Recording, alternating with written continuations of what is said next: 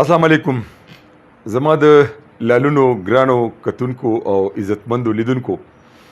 د خوند رنگ سلسلې سره ستاسو په خدمت کې حاضر یو او په خوند رنگ کې نن زمونږ فنکاره ده چشتي چمن جان.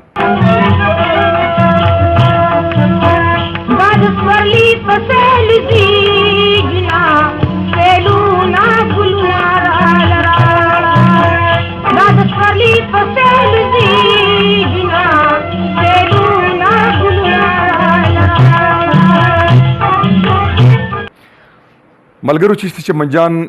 خپل نامه ختم النساء وه، ولې د موسیقۍ په دنیا کې د چشتي چمن جان په نامه یادېده او دا ځکه چې هغې خپل تړون د چشتیه سلسلې سره پیللی و. د ختم النساء د پلار نوم عزت خان و چې د سرندې په هنر باندې ډېر لاس بر و. د عزت خان یو بل ورور د هغه نامه وه لذت خان. د به هم سرنده غږوله ځکه چې پخوا به خصوصا د پښتو لوبې او سندرې د سرندې سره ویلې شوې، ځکه نو د سرندې ډېر فنکاران تیر شوي دي. عزت خان او لذت خان په اصل کې د پنجتار وو، ولې د معاش په لټون کې ټوپۍ ته راغل ځکه چې پنجتار غریزه علاقه وه او د ټوپۍ صوابۍ ځمکه هم د کروندې په لحاظ خیرازه وه او هم ورکې نور روزګارونه ډېر ملاوېدل. عزت او لذت به یو ځای په دغه محفلونو کې سندرې لوبې ویلې،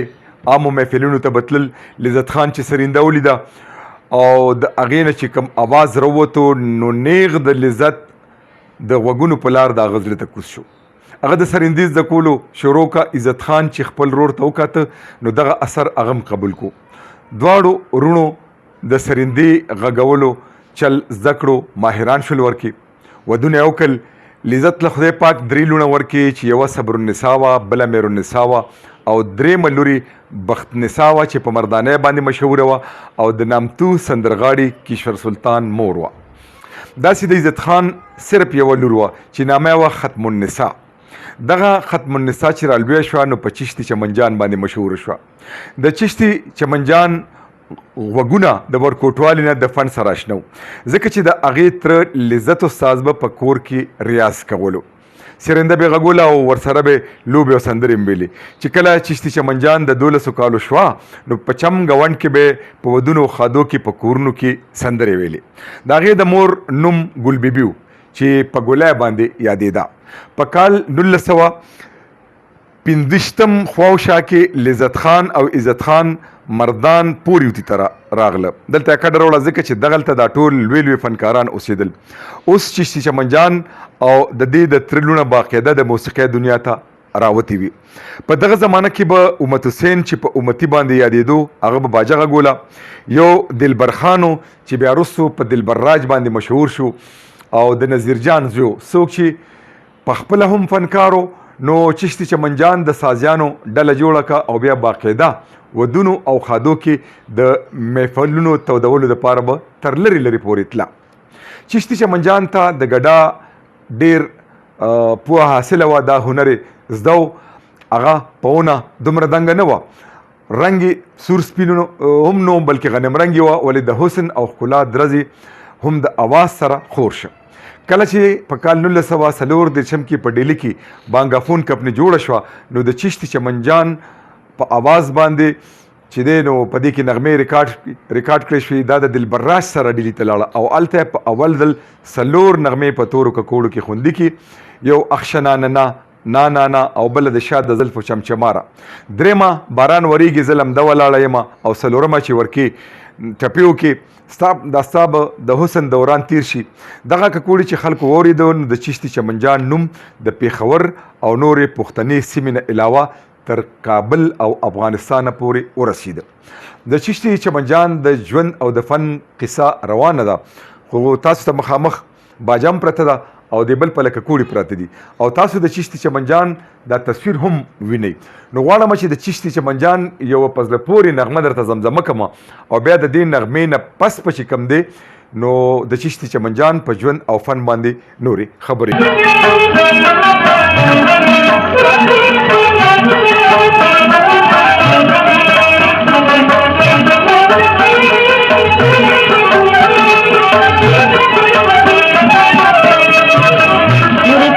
के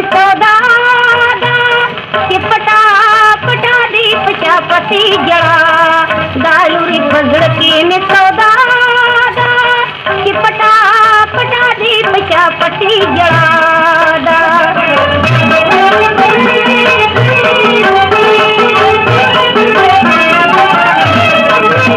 ये कुर्बान मुरी पता चले पे चल दे दामालुमी की चिराग ले दी अजल देवरा पदी की दी खलल दे माता हुआ ये पता श्री तो बलादा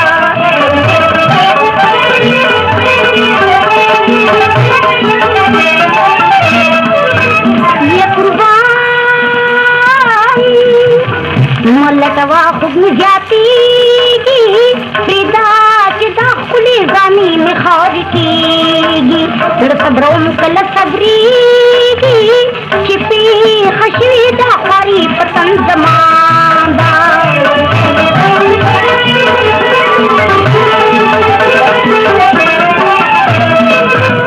ये कुर्बान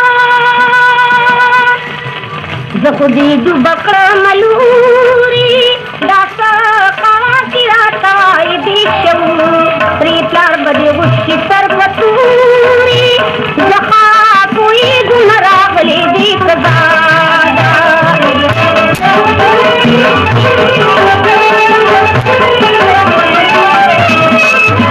ये कुर्बान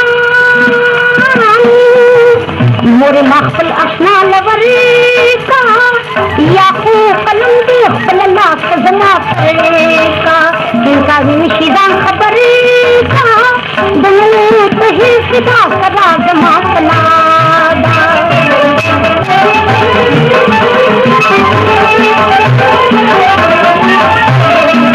मुझे पदके में सौदा कि पटा पटा दी बचा पटी जड़ा गालुई पदके में सौदा चिश्ती चमنجان واده شوه د خاوند نامه ګلومت وه ګلومت به باجه غږوله اوس د دې جوړه ډیره مشهوره شوه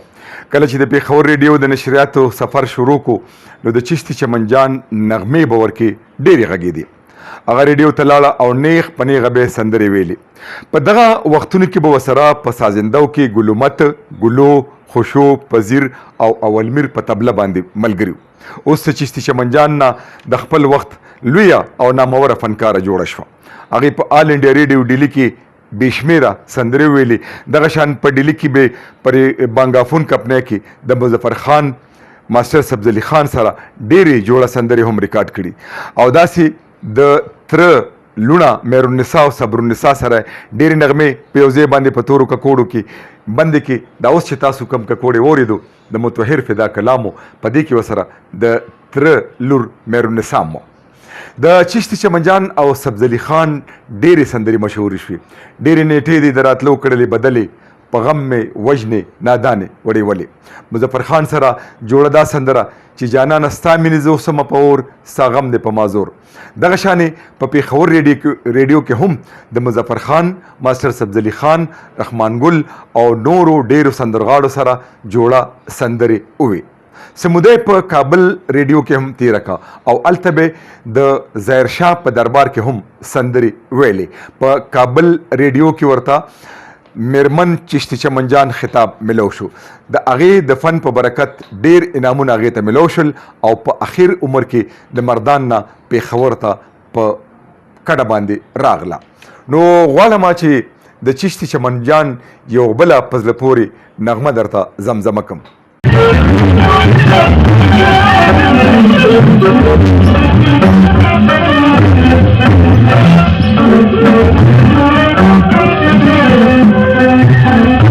मखदली का बड़ा सरगन का जाना नमूर में पर दिदन का जदीद वसल पहर मान रागले अम्मा जदीद वसल पहर मान रागले अम्मा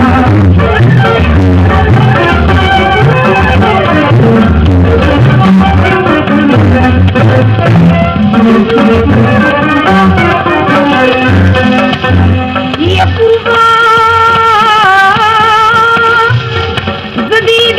परंत करी गमा दीदर सालन रही गमा मार तर बुदे دې پزړه خړلې ما ما دې پزړه خړلې ما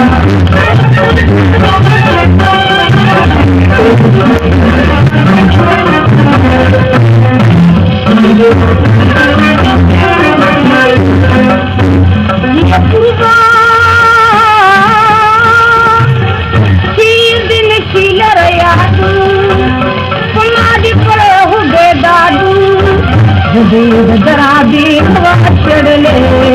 माँ जदीद दरादी नवा चढ़ले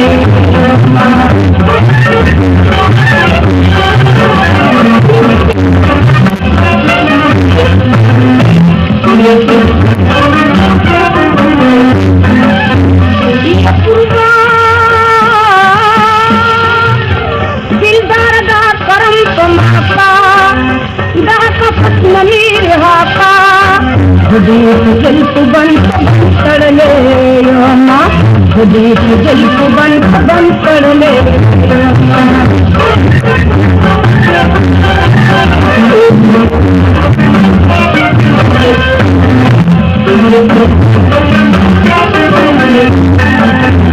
ये पूरा सरद मर्द में इंतजाम की बजान बदनाम की जो हजल नदी पता वजले माँ जो हजल नदी पता वजले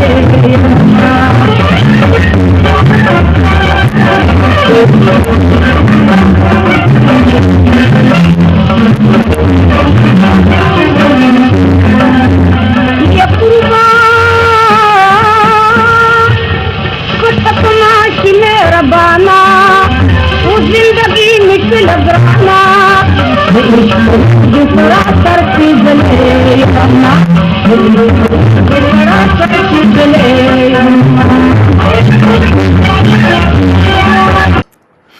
ملګرو چشتي چمنجان واحده فنکاره وه چې ماویزه به د ټولو فنکارانو نه سیوا وه د چشتي چمنجان اکی یو زوی چې نوم یې نوبت خان و ولې هغه د فن سره څه تعلق نه لرلو دکانداري به کوله د تیل مالګې یو ورکوټ شان دکان یې اچولی و اوس ته چشتي چمنجان زړه ورو ورو د موسیقۍ نه مړېدو ځکه چې تقاضې بدلې شوي وي چشتي چمنجان که ګډېدا نو هم به چا د مخ او ګیټو نه لاندې خپو نه علاوه نور اندامونه نشو لیدې هغه فنکاره وه ولې عزتمنده هم وه او چې څومره موده هم دا فن کړی دی نو د هغې د پاکدامنۍ خبرې ټول د هغه وخت فنکاران اوس هم کوي او عام خلک هم چشتي چمنجان تر کال 1915 او یایم پورې په ریډیو پاکستان پېښور کې ډېرې سندرې ریکارډ کړي چې یو ور کې ډېره مقبوله دا وا چې زه په اوربل کې قد په قد ګلونه ږدمه ورک شغم نو بهار دی زما باغچیله دا هم د متوهر فدا سندره وه د خاوند د مرګ نه پس چشتي چمنجان هم د موسیقۍ نه لاس واخیستو او د هغې د ژوند اخري شپې ورځې د کشور سلطان په کور کې تېرېدې ځکه چې د هغې کشور سلطان چې وه نو هغه د هغې د مور د تر لور وه یعنې ترورې وه او د چمنجان خاوند د کشور سلطان ماما هم کېده دغه شان دا نامتو سندرغاړي په کال 1988 کې وفات شه او پېښور کې د باچا جان په نوم چې کومه مقبره ده هلته د نورو ډېرو فنکارانو سره خاورو ته وسپارلی شوه نو د چشتي چمنجان په ژوند او فن باندې ډېرې خبرې کېږي خو ما تاسو دپاره ډېرې په زړه پورې نغمې نن راوړي دي په دې خوند رنګ کې نو غواړم چې یوه بله مزېداره او خوندوره سندره درته د چشتي چمنجان په اواز باندې وغږوم राजा दमिने यारा किसरो वायु बकुरु अलना राजा दमिने यारा किसरो वायु बकुरु अलना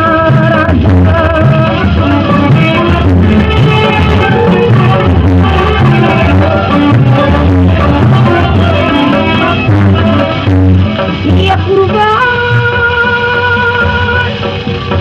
कशिमाई दीर जड़ेगी जमादी तजरेगी राजा दमिने यारा जाना नथा زړه کې سړي ارمانونه راځه راځه د مینې یاره جانانه ستا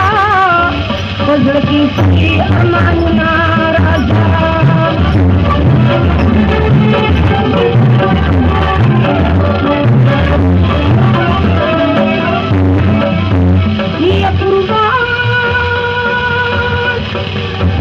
زما جمال باندې اشوکا زما په مینا کې صادقا راځه د مینې یاره زما په غم کې دې ډېر پر فریادونه راځه راځه د مینې یاره زما په غم کې دې ډېر پر فریادونه راځه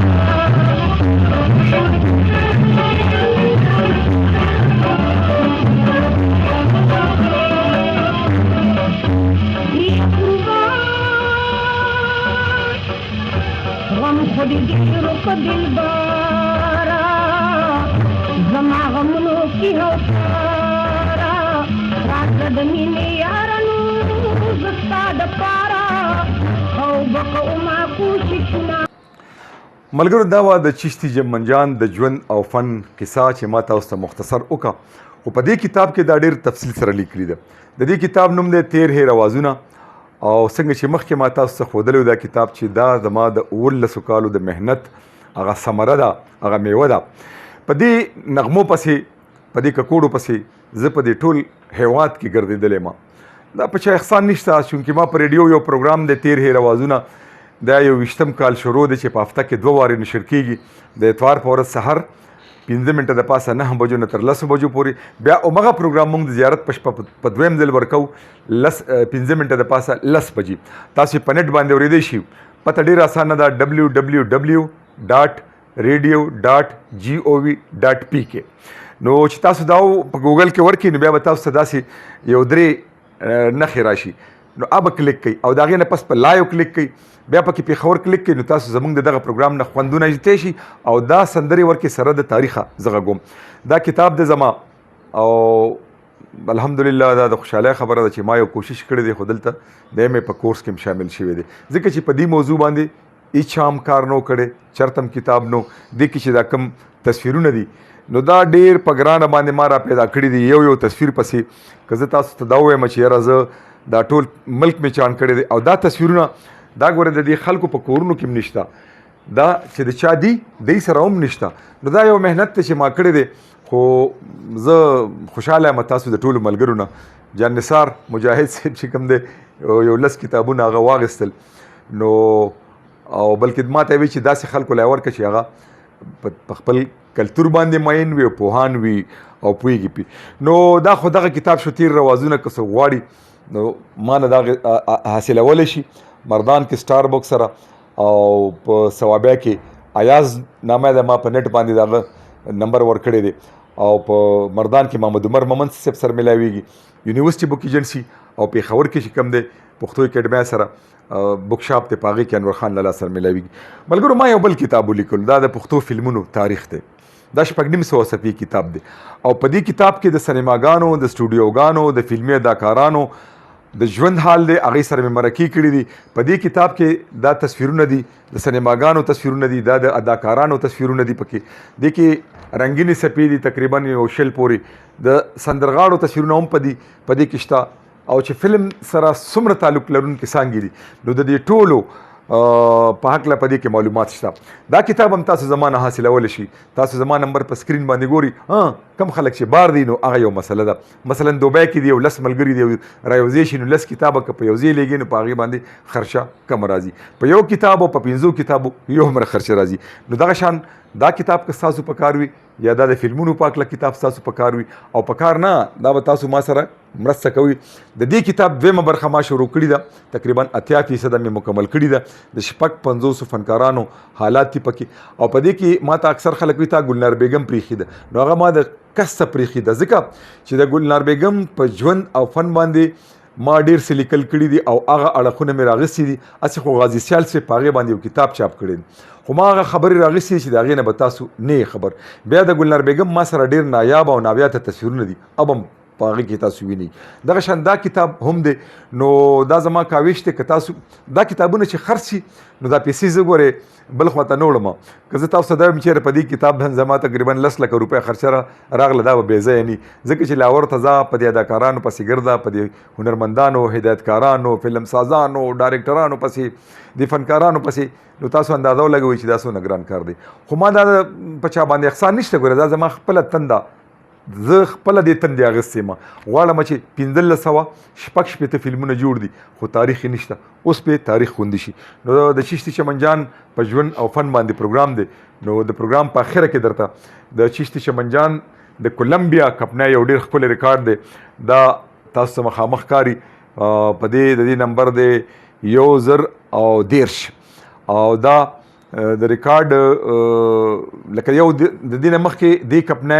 1010 ککوړي چاپ کړي دي. نو کولمبیا کمپني په کلکته کې وه او دا د دې فنکارانو هنرمندانو په نوم باندې چلیده. نو غواړم چې دا د چشتي چمن جان یو ککوړی درته زمزمه کم تاسو به د دې نه خوندونه والي. یو خواص به درته وکړم او هغه دا چې کتونکي ډېر زیات دي خو سبسکرایبر ډېر زیات کم دي. نه پوهېږم چې ولې اکثر زموږ د پښتانه وروڼه یو خو پوهېږي نه. نو خیر دی چاته ووایي لینک لیږئ خلکو ته پروګرام مه شیر کوئ پروګرام مه ډاونلوډ کوئ. که سبسکرایبر کم وي لکه تاسو وایي چې دا پروګرامونه ښه دي که نه دا ستاسو خپل چینل دی خو که سبسکرایبر زما دغه شان کم وي نو کیدای شي یوټیوب دا چینل بند کړي نو بیا به د دې خوندورو پروګرامونو نه تاسو محرومه یې. نو د پروګرام په اخره کې درته د چشتي چمن جان یو ډېره په زړه پورې نغمه ده په دې ککوړي کې دا راته اورم. تاسو به د دې نه خوندونه واخلئ او ما به د خپل نظر نه مرو خبروئ او رابطې به راسره کوئ. ښه کمنټس خیر دی که څوک ګډ وډ هم کوي. بعضې ملګري داسې وي که نه چې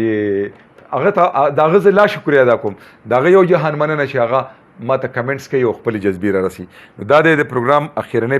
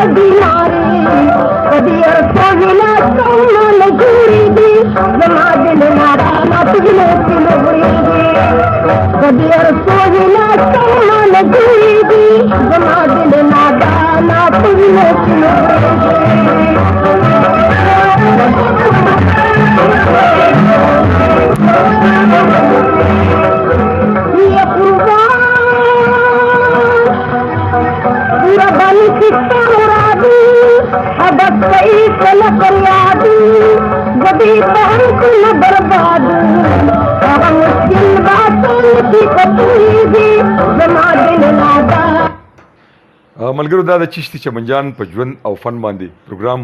په دې کې چې کوم ما سره مرستیال یو په دې کیمره باندې زما وړوکی زوی دی اسامه او بل زما وراره دی عارف انور چې په دې پروګرام را جوړولو کې د دې په پیش کولو کې او د دې په تیارولو کې مرسته او ملګرتیا را سره وکړه. ستاسو د ټولو یو جهان مننه. د لوی الله په امان.